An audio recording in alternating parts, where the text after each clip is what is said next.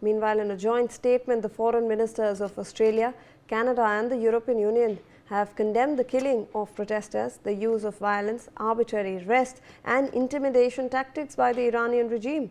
The statement reads, and I quote here, "We commend the bravery of the Iranian people and call on Iran to end the use of excessive and lethal force.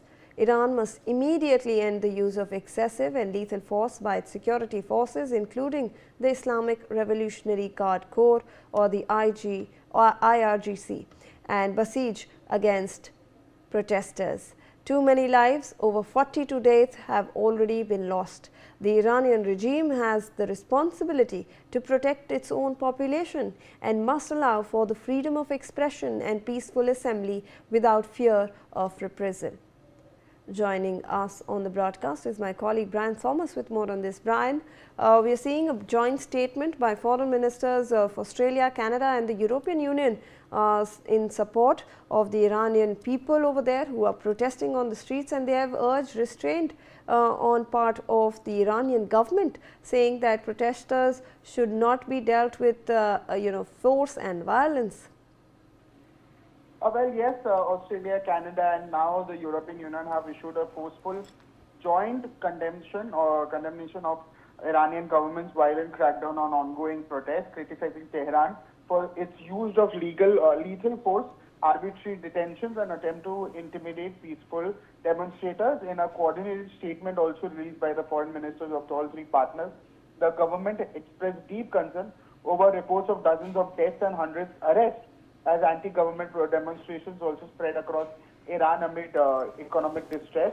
They hailed the courage of the Iranian people for standing up for their dignity and fundamental rights. The statement also said that the authorities in Tehran must immediately cease the use of excessive and lethal force by security units itself, including the Islamic Revolutionary Guard Corps, the Bazid militia against protesters, and uphold the right to peaceful assembly and freedom of expression itself. But clearly, the joint declaration also condemns intimidation tactics and arbitrary arrests as reprehensible and called on Iranian authorities to respect international human rights obligations, ensuring the release of those detained simply for exercising their rights.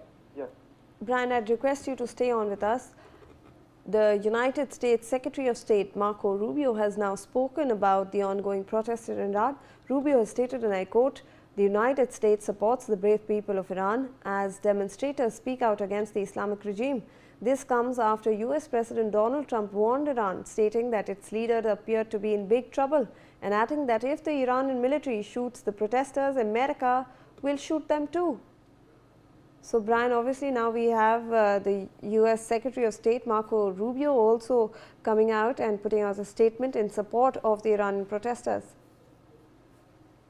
US Secretary of State Marco Rubio also stated that Washington stands firmly with the people of Iran, praising their courage amid ongoing arrest, and said that the US supports the brave people of Iran as protests continue across the country and reports emerge of a harsh crackdown by Iranian security forces. This also underlines the growing international pressure on Tehran over alleged human rights violations, even including the use of force against protesters, mass arrests and even intimidation tactics.